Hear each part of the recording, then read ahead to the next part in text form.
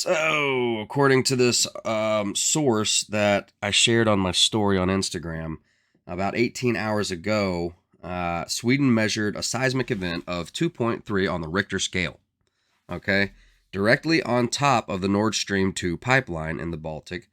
After that event, the pipeline began leaking in the video seen and had to be shut off from the Russian side as the pipe filled with seawater and pressure dropped substantially. It's a 1 in a billion chance that this was an act of God, says this person, and this is their opinion.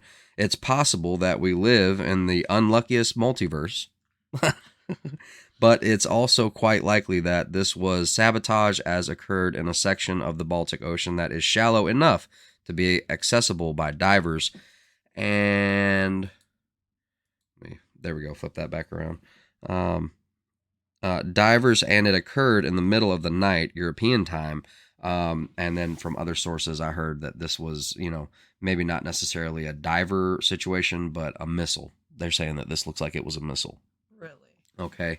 I'm going to just keep reading this real quick because I have something else to show. Russia and Germany stand to lose the most from this sabotage, as Russia has no storage capabilities for natural gas, as Gazprom will have to stop most of their exploration activities.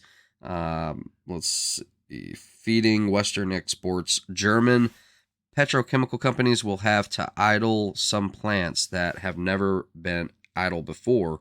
But I just, I thought that this right here was rather shocking. A video where, this was back in February where Biden pretty much, I don't know, you go ahead and take what you will. First, if Russia invades, that means tanks or troops crossing the border of Ukraine again. Then there will be no longer a Nord Stream 2. We will bring an end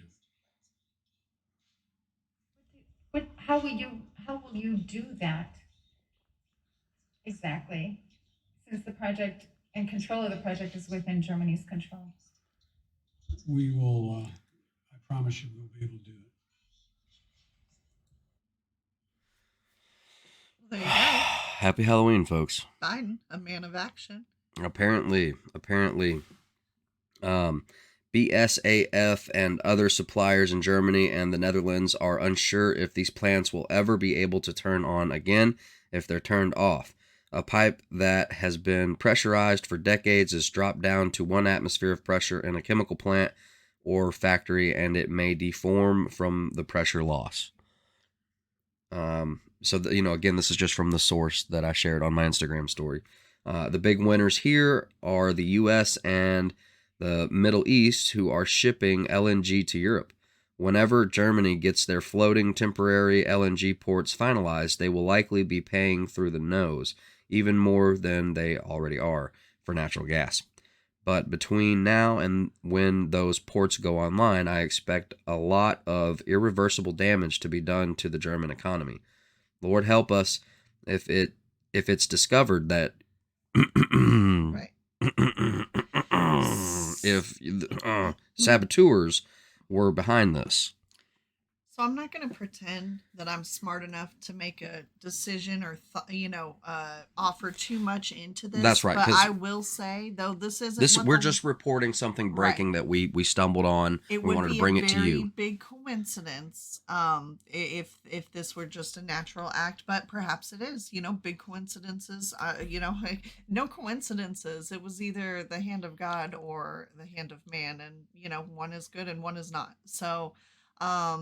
But the other thing is that we're going to see the effects of this for a while to come. I just think that this was very telling, okay? That there's plenty of motive and intention.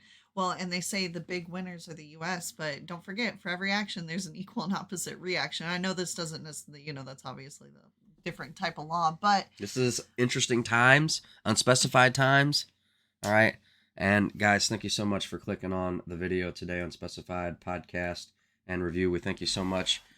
please smash a like on the video, comment down below with your thoughts. Let us know, because, we're not highly educated on these subjects. This is sometimes we just act as a relay. Yeah. You know what I mean? And What we do you thank you guys guys think? so much for subscribing. Subscribe if you haven't, and let us know your thoughts down below. Much love, guys. We'll catch you on the next one. Bro fist.